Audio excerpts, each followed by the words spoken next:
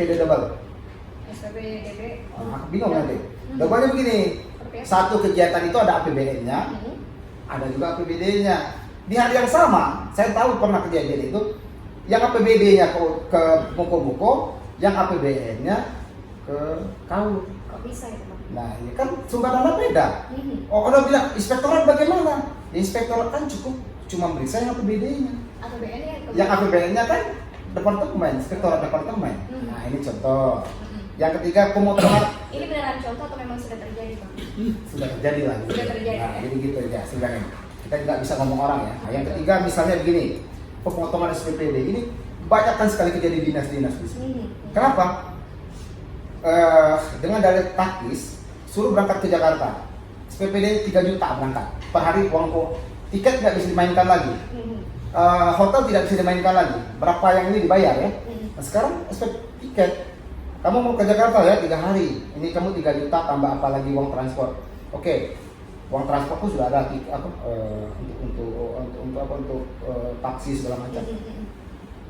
Ini ya, kamu 1 juta ya. 2 juta ke saya. Nah, kenapa? Mereka mau aja tetap ini kan lumayan kan. Jalan-jalan ke Jakarta, pergi ke departemen, tinggal cap, pulang. Ada lagi yang lain misalnya contoh.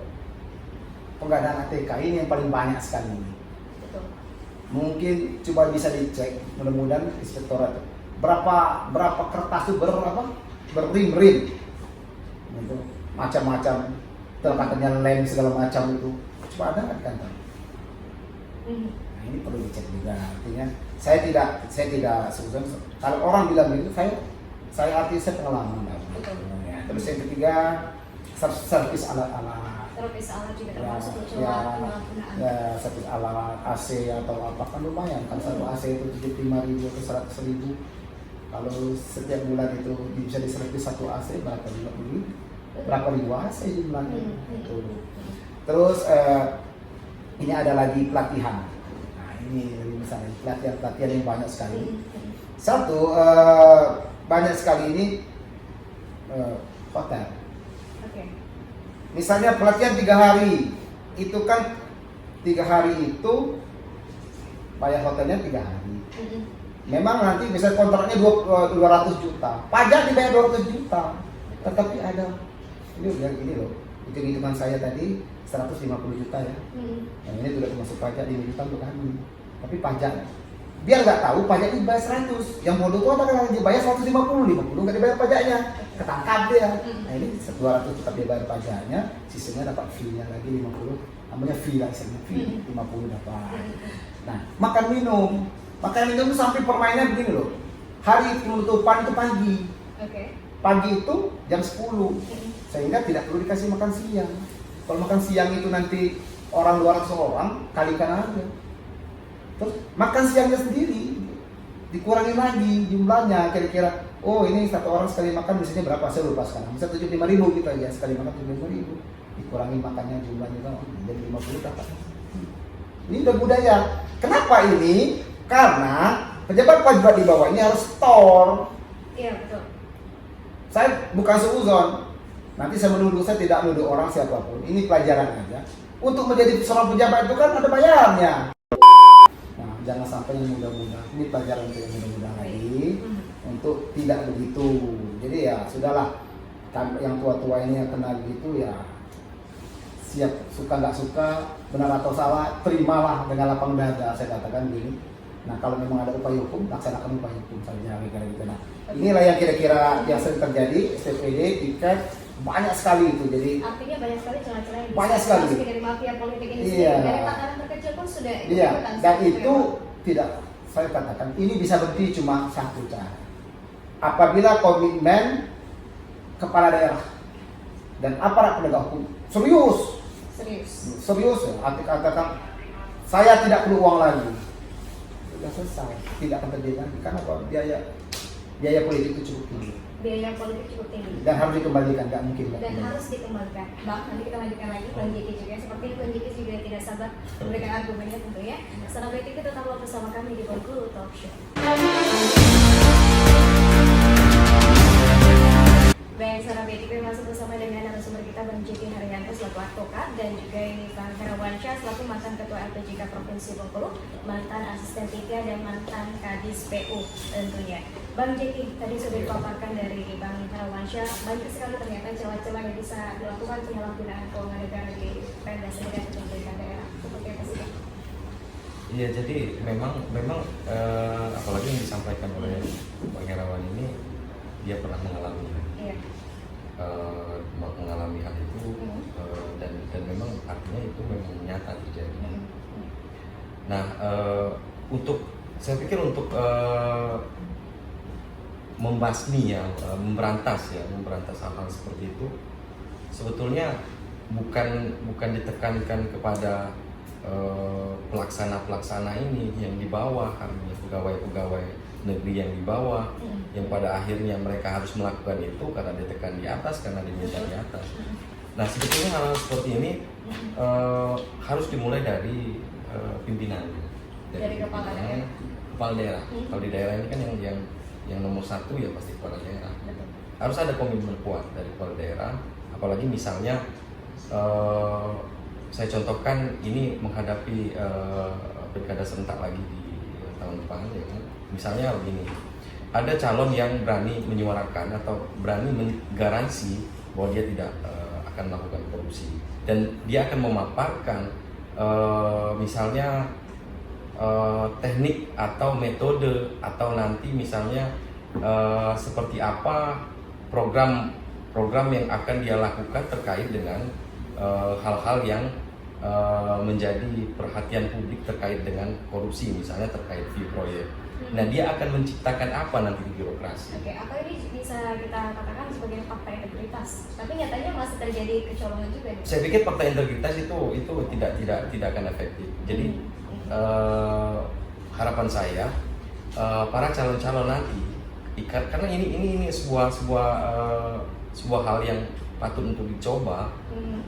Misalnya dari calon kepala daerah ini menyiapkan satu program atau aturan, atau misalnya dia nanti akan, ketika dia duduk, dia akan membuat peraturan seperti ini, yang ditujukan untuk memperkecil ruang lingkup pungli misalnya, atau ruang lingkup soal fee proyek misalnya.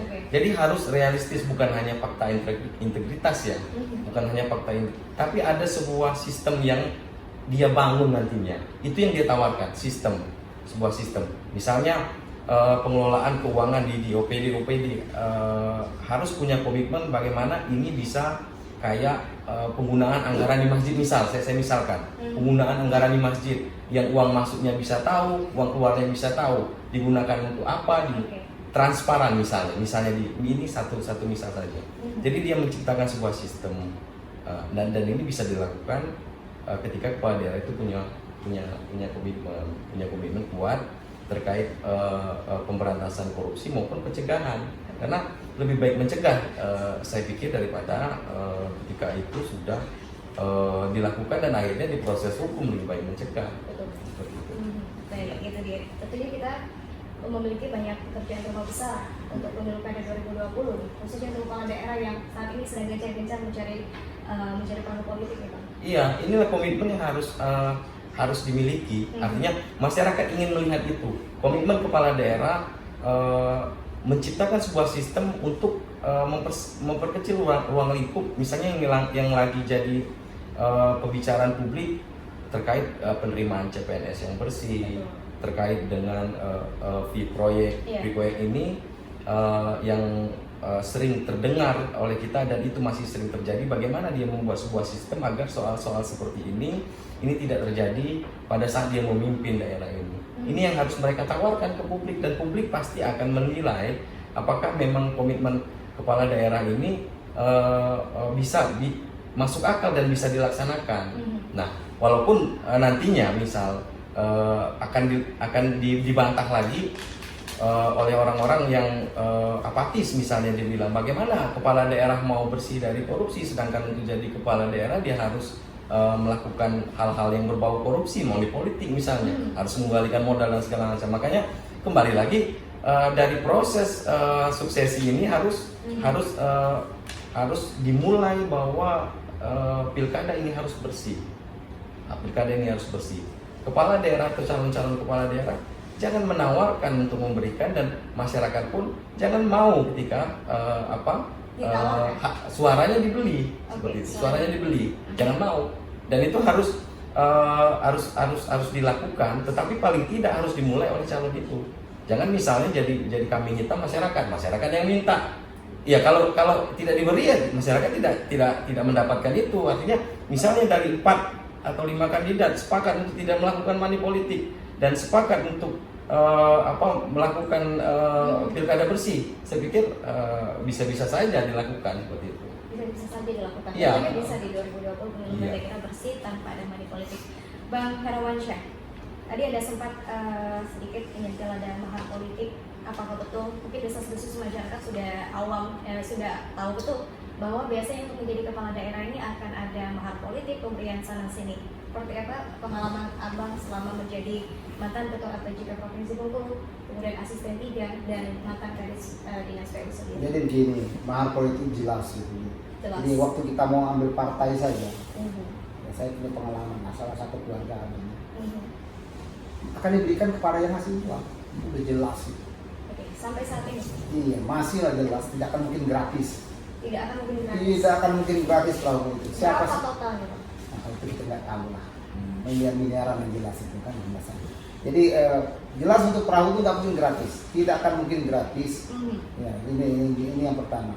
Nah, yang jelas biaya yang tinggi tadi tidak ada duit. Jadi gini, kadang-kadang kita ini, saya punya pengalaman lah, artinya itu jangankan kita sebenarnya minta tolong orang untuk memilih gitu, jangan orang lain, keluarga kita sendiri aja minta, orang lain dikasih masa kalau yang lain 100.000 ya saya jaga 50 beli bakso katanya kayak gitu. Okay. Nah ini kan biaya yang tinggi. Nah biaya yang tinggi harus dikembalikan. Bagaimana caranya? Kalau dulu gampang loh, dengan adanya tes CPNS 1.000 orang aja dapat, ya, mesti dapat 1.000 orang kali 100 juta kan kembali. Kalau sekarang kan nggak ada lagi tes CPNS, main-main begitu. Tinggal apa? Di proyek dan main kosak-kusuk yang dikit-dikit ini. Nah, kalau di proyek sih masih aman lah, bukan masih aman, masih lumayan. Karena apa? Karena orang tuh mau proyek tuh ya tidak pernah ribut, karena takut juga memberi dan menerima kan kena. Kita kan pernah juga kawan dulu ya, di proyek yang ketangkep ada sekali, tapi nggak jarang-jarang karena butuh uang itu. Nah, saya punya ide kemarin dia sama kawan-kawan, bagaimana caranya sebelum mereka mencalon, mendaftar resmi, kita sumpah dulu. Sumpah tidak ada money politik. Oke, ini tawaran dari Bang Herawansyah. Iya, saya memang begitu. Jadi beberapa tempat kami tawarkan, saya dan kawan-kawan masuk meeting ini kita tawarkan. Jadi bagaimana mereka sumpah dulu di masjid itu bahwa mereka tidak akan pakai money. Kita sumpah secara Islam benar-benar. Ya kalau mereka mau melakukan juga ya silakan nanti bertanggung jawab kepada Tuhan. Jadi tidak akan main money politik. Berani nggak? Apakah ini akan efektif bagi Abang sendiri di luar dari proses administrasi? Ya sebenarnya efektif nggak efektif kita mengajarkan masyarakat. Kalau tidak ada yang bayar, objektif lah begini. Artinya begitu. Nah, tapi sekarang kita siapapun yang datang, orang dari luar ini pengalaman nih kita. Tiba-tiba ada orang hebat di Bengkulu, tiba-tiba ada orang datang dari luar, calon baru datang, tiba-tiba bisa menang pakai apa? Kalau nggak pakai money politik, siapa kenal sama dia? Buktinya apa? Kalau misalnya bisa di provinsi itu dia hebat, nggak kenal orang di sini. Kenal yang ada di sini aja kan kira gitu. Nah itu money politik itu ya kira-kira begitu. Di mana saja pun bagi uang. Saya udah tahu jelas itu. Saya mengalami itu. Jadi artinya dulu. Nah sekarang kan sudah bertambah apa kita kan. Periode kedua Pak Jokowi ini pasti hukum akan tegakkan. Itu kenang-kenangan dia setidak-tidaknya dan tidak menjaga lagi. Contohnya bersih-bersih di BUMN. Jadi korupsi semua kan udah dengar itu. Korupsi semua itu. Jangan termasuk juga menghindari pajak, handal pisau segala macam. Mungkin contohnya Jiwasraya uangnya kemana kalau kira-kira hilang kalau nggak diperhatikan. Nah, ini juga di daerahnya begini, dari awal kita juga harus ada komitmen jelas. Jadi aparat penegak hukum jangan takut-takut, jangan malu-malu. Nanti kalau terjadi jangan terjadi kalau terjadi monopoli. Kadang-kadang ada masalahnya yang berhubungan pemilu ini kan, pidana pemilu ini kan agak-agak kalau saya bilang banci salah nih. 2 minggu kalau orangnya lari, kalau orangnya kembali setelah hari ke-15 nggak bisa ditahan lagi. Baik, Salam TV kita sudah berada di segmen terakhir ini, perbincangan kita terkait dengan celah korupsi keuangan negara di pemerintah daerah. Bang Herawansyah, sedikit tadi melanjutkan terkait dengan ada sistem pemilu yang sedikit seperti banjir, apa maksudnya? Masa begini, aturan itu ya kalau memang ketangkap main-main politik, ya ini ada waktunya. Kalau orangnya hilang kan 2 minggu kalau nggak salah ya waktunya. Okay. 2 minggu balik lagi, enggak dihukum. Jadi maksud saya kalau memang ketangkap money politik, ya dihukum beneran. Kalau nggak bisa lagi hukum juga. Apabila ketangkap money politik udah jelas sanksinya. Nah, jadi undang-undang itu kalau bisa undang-undang itu maksudnya, di undang-undang ya. Iya, di undang-undang Pemilu ya, diubah jelas. Jadi tegas saja. Ini sanksinya ini dibatalkan, ini kan. Memang Jakarta ada. Saya ada ketangkap waktu kemarin kan. Jadi money politik ketangkap, artis juga kalau nggak salah itu kena dia. Walaupun nggak lama kena. Nah, karena di sini udah pintar dia. Udah kejadian itu lari langsung hilang. Tunggu dulu 2 minggu. Kalau 2 minggu nanti pulang lagi, hari ke-15 pulang kan nggak ada masalah. Betul. Iya, ya kan tahu ya 2 minggu. Jadi itu artinya harus ditegaskan kembali. ditegaskan hukum itu. Jadi tegakkanlah, jangan pandang dulu. Terus artinya mulai dari ini, jangan sampai bagaimana caranya, jangan sampai biaya politik yang tinggi itu tadi. Memang jangan sampai biaya politik yang tinggi atau memang harus tidak ada biaya politik. ya, biaya politik tidak mungkin tidak ada, uang transportasi segala macam, itu kan biaya politik lah, biaya kampanye segala macam. Tetapi yang kita katakan silakan kampanye dengan model apapun juga, yang memberi amplop itu yang paling banyak. Kalau satu orang sekarang ini, kalau kita lihat di Bengkulu ini, kalau di 50.000 nggak laku lagi untuk ini. Udah sampai 250.000. Udah cerdas nggak mau jadi. Dan banyak tipu-tipuannya, diterima kadang-kadang teribu semua. Biaya tinggi. Yang menang ini kan biayanya cukup besar, jadi harus dikembalikan. Sedangkan pengembalinya itu waktu jadi nanti sekarang udah berkurang, saya katakan tadi sudah dikit. Ini paling-paling proyek itu juga ngeri-ngeri karena KPK pantau, polisi jaksa pantau, ada OTT segala macam, kita udah lihat ya.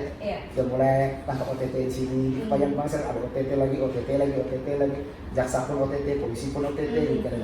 Ya mudah-mudahan lah, artinya bagi saya sendiri, makanya saya juga rencana dalam minggu ini kan proses pembuatan lembaga juga, lembaga anti korupsi, artinya salah satu yang akan saya pilih sendiri ya, berdasarkan pengalaman hidup, boleh dong saya pengalaman yang buruk di masa lalu, saya untuk membantu pemerintah, aparat penegak hukum untuk menegakkan hukum, membantu ya.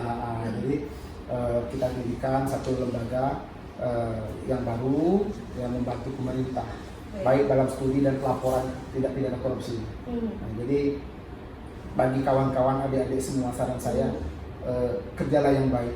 Zaman sudah berubah, udah nggak seperti zaman dulu lagi. Jangan sampai gara-gara ini kita korban. Itu dia ya. Baik, terima kasih. Bang Jeki, terakhir seperti apa? Dan ini selaku dari sisi advokat. Tentunya juga soal mahar tadi. Iya, tentang mahar politik tentunya pasti juga berkaitan erat ini dengan para pejabat ketika tersandung korupsi. Dan terakhir kita dengan harapan seperti apa? Kalau saya lihat kalau dari sisi aturan yang ada, ini soal mahar politik ini tidak masuk ya dalam undang-undang tipikor ya. Tidak masuk, karena belum ada kita dengan misalnya ada kepala daerah yang mau calon terus memberikan uang kepada partai politik dan di OTT kan untuk karena memang itu tidak diakomodir di undang-undang tipikor. Karena yang diakomodir di undang-undang tipikor itu adalah misal ada penyalahgunaan keuangan negara, uangnya bersumber dari uang negara. Itu satu. Yang kedua, kalau soal suap, yang disuap adalah pegawai negeri atau penyelenggara negara. Nah, bukan orang dari partai politik. Nah, makanya tidak, saya melihat ini tidak diakomodir oleh undang-undang tipikor. Nah, persoalannya kenapa hal-hal seperti ini tidak diakomodir? Ya kembali lagi ini kita cerita sudah skala lebih tinggi lagi, ini skala tingkat siapa yang bikin undang-undang? Ya DPR isinya orang partai politik. Nah, hal-hal seperti ini sebenarnya bukan tidak menjadi persoalan di Indonesia dalam sistem perpolitikan. Tapi ini sudah dibahas juga, tetapi saya pikir inilah pilihan sistem politik kita. Kita juga tidak setuju ketika misalnya pemilihan kepala daerah dipilih oleh DPR, padahal pos politiknya lebih rendah daripada misalnya harus pilkada langsung. Tetapi kita tidak setuju dengan pilkada yang dipilih DPR. Nah, makanya ini adalah pilihan politik, dan pilihan politik seperti ini harus sama-sama dikawal oleh masyarakat bagaimana dalam suksesi nantinya ini tidak melakukan hal-hal yang melanggar aturan, melanggar undang-undang pemilu, apalagi melakukan hal-hal yang dilarang oleh undang-undang. Ya. Jadi baik dari masyarakat maupun dari calon misalnya harus tidak melakukan hal-hal yang seperti itu. Dan memang berat, saya akui hal itu berat karena setiap orang pasti ingin menang. Betul. Pasti ingin menang dan akan melakukan berbagai cara agar menang. Ya termasuk komitmen itu sendiri. Makanya saya menawarkan hal yang seperti itu tadi. Makanya harus dibuat keinginan dari publik misalnya terkait dengan pencegahan dan pemberantasan korupsi, apa yang akan misalnya ini didebat kandidat atau apa nanti, atau bisa direalisasikan melalui program apa misalnya kan. Apa yang harus seorang kepala daerah nanti ketika dia jadi, apa yang akan dia ciptakan terkait dengan pemberantasan maupun pencegahan korupsi yang lagi marak, soal proyek, soal CPNS, soal pungli-pungli di bawah dan sebagainya. Dia harus bisa menciptakan sebuah sistem dan masyarakat yang menilai. Kalau sistem yang dia buat ini bakal tidak dipercaya publik, maka dia tidak akan dapat suara publik. Baik, artinya ini pekerjaan rumah yang harus segera direalisasikan nantinya di pemilu periode 2020 siapapun nanti yang terpilih. Iya, karena semangat pemberantasan korupsi, saya pikir ini kan kenapa korupsi bilang extraordinary, kejahatan luar biasa, kejahatan luar biasa, karena ini sudah menggurita. Artinya ini juga harus masuk pada saat proses-proses suksesi, proses-proses pilkada dimulai dari pencalonan segala macam, harus mulai diciptakan sebuah nuansa anti korupsi atau nuansa bebas korupsinya seperti itu. Jadi dalam setiap tahapan dalam pilkada itu. Oke, dan kita nantikan nuansa baru dan harapan baru di tahun 2020 tentunya. Baik, terima kasih Bang JK Haryanto telah bergabung bersama kami tentunya, dan Bang Herawansyah, terima kasih sudah menghadiri Kumpul Talk Show. Dan Senabay TV juga terima kasih telah menyimak secara lengkap dialog kami hari ini, dan semoga kita menantikan harapan baru terkait dengan pimpinan KPK yang baru dan juga nanti pemilu periode 2020. Meskipun banyak celah korupsi yang bisa dilakukan dari para aparatur sipil negara terhadap penyalahgunaan ini sendiri, namun bisa diperkecil dengan berbagai komitmen maksud kami, dan juga sistem yang lengkap dan lugas tentunya. Terima kasih, akhirnya saya Kamelia pamit undur diri. Wassalamualaikum warahmatullahi wabarakatuh. Waalaikumsalam.